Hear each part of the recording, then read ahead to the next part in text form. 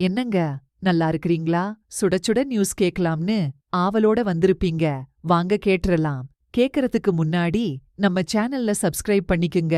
Bell ஐகானையும் அழுத்தி விட்டுருங்க. வாங்க செய்திக்குள்ள போலாம். அமெரிக்காவின் கட்ட பஞ்சாயத்து யாருக்கு சாதகம்? ஹெஸ்புல்லாஹ்வின் தொடர் தாக்குதல்கள். நெத்தன்யாஹூ வீட்டை துல்லியமாக படமெடுத்த ஆளில்லா ட்ரோன். இஸ்ரேல் நிலைகள் மீது தாக்குதல் நடத்திய ஈராக் கிளர்ச்சியாளர்கள். பாலஸ்தீன ஆதரவு போராட்டம்.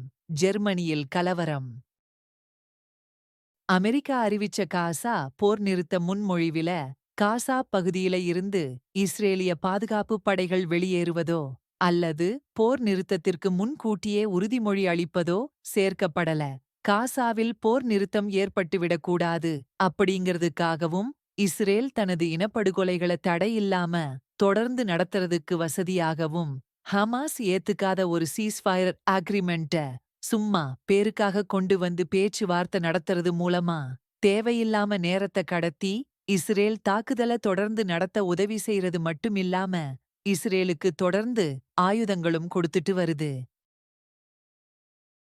ஹெஸ்பொல்லா மற்றும் ஹமாஸ் தலைவர்கள தொடர்ந்து படுகொலை செய்யறதன் மூலமா இஸ்ரேல் பெரிய சக்தி வாய்ந்த நெட்வொர்க் அப்படின்னு தட்டிட்டு வருது.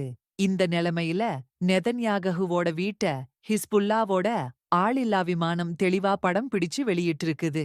இதை பார்த்த இஸ்ரேல் ராணுவம் ஆடிப்போய் அச்சத்துல உறைஞ்சு போயிருக்கு. தெளிவா எடுத்த இந்த படத்தின் மூலமா எங்களாலையும் இஸ்ரேல் தலைகளை குறிவச்சு தாக்க முடியும்னு நிரூபிச்சிருக்காங்க. இப்போ இஸ்ரேல்ல இருக்கிற பெரும் புள்ளிங்க எல்லாம் தூக்கத்தை மறந்துட்டு கொட்ட கொட்ட முழிச்சுட்டங்கேயும் இங்கேயும் எட்டி எட்டி பாத்துட்டு இருக்காங்களாம். யாராவது 2 பெருந்தலைகளோட நடுமண்டையில நச்சுன்னு 2 தாக்குதல் நடத்துனா கொஞ்சம் அடங்கி போவாங்கன்னு உங்களுக்கு தோணுதா? டெல் அவிவில் நடந்த குண்டுவெடிப்பு சம்பவத்துல 50 வயது மதிக்கத்தக்க ஒருத்தர் கொல்லப்பட்டிருக்கிறாரு. மேலும் வழிப்போக்கர் ஒருவர் மிதமான காயமடைஞ்சிருக்கிறாரு. இறந்த நபரோட அடையாளம் இன்னும் தெரியல.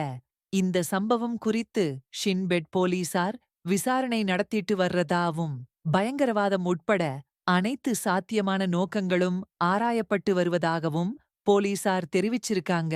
இந்த வெடிப்புல ஒரு ட்ரக்கும் சேதமடைஞ்சதா சொல்றாங்க. இந்த வெடிப்புக்கு காரணம் அந்த நபரால எடுத்துச் செல்லப்பட்ட ஒரு சாதனம்னு இஸ்ரேல் போலீஸ்காரங்க சொல்லியிருக்காங்க.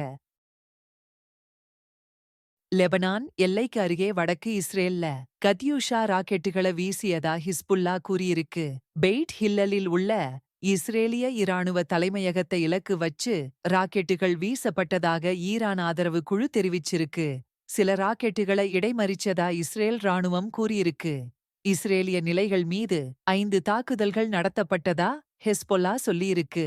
இதுல இஸ்ரேல் ஆக்கிரமிச்சிருக்கிற கேஃபார்ச்சூபா குன்றுகள் உட்பட எல்லைய ஒட்டிய பகுதிகள்ல தாக்கியதுல பீரங்கி குண்டுவீச்சுகளும் அடங்கும். இஸ்ரேலால் ஆக்கிரமிக்கப்பட்ட ஷெபா பண்ணைகளில் உள்ள ருவைசாத் அல்-கர்ன் தளத்தை இலக்கு வச்சு இஸ்லாமிய எதிர்ப்பு போராளிகள் ஏவுகணை ஆயுதங்களுடன் தாக்குதல் நடத்தியிருக்கிறாங்க. அடுத்ததா ஷெபா பண்ணைகளில் உள்ள ஜிப்தீன் இஸ்ரேலிய தளத்தை இலக்கு வச்சு ஏவுகணை ஆயுதங்களால் தாக்கினிருக்கிறாங்க. இந்த 2 தாக்குதல்களுக்கு முன்னாடியே ஹிஸ்புல்லாவின் இஸ்லாமிய எதிர்ப்பு போராளிகள் ஜல் அல் ஆலம் தளத்திற்கு அருகில் இஸ்ரேலிய வீரர்களை பீரங்கி குண்டுகளால் இலக்கு வச்சு தாக்கியிருக்காங்க. இந்த செய்திக ஹிஸ்புல்லா இராணுவ ஊடக அறிக்கை வெளியிட்டிருக்கு. இதுபோக ஹிஸ்புல்லா துணை பொதுச் செயலாளர் நயீம் காசிம் விடுத்துள்ள அறிக்கையில வரவிருக்கும் நாட்களில் நாங்கள் இஸ்ரேல் மீதான எங்கள் தாக்குதல்களை தீவிரப்படுத்துவோம். இஸ்ரேல் எல்லைக்குள் ஆழமாக ஊடுருவி தாக்குதல் நடத்துவோம் அப்படின்னு சொல்லியிருக்காரு. இஸ்ரேல் சட்டவிரோதமா ஆக்கிரமிச்சிட்டு இருக்கிற கோலன் குன்றுகள்ல இஸ்ரேலிய ராணுவ தளத்தை குறிவச்சு ஈராக்கிய கிளர்ச்சியாளர்கள் தாக்குதல் நடத்தியிருக்கிறாங்க. பாலஸ்தீன மக்களுக்கு தொடர்ந்து ஆதரவளிச்சிட்டு வர்ற ஒரு பகுதியா இந்த நடவடிக்கை எடுக்கப்பட்டுள்ளதாக அந்த அமைப்பு ஒரு அறிக்கையில தெரிவிச்சிருக்கிறாங்க. ஜெர்மனி நாட்டோட தலைநகர் பெர்லின்ல நேற்றிரவு பாலஸ்தீனிய சார்பு ஆர்ப்பாட்டங்கள் நடந்தபோது ஆர்ப்பாட்டக்காரங்களுக்கும் சட்ட அமலாக்க போலீஸ்காரங்களுக்கும் இடையே மோதல் ஏற்பட்டிருக்கு.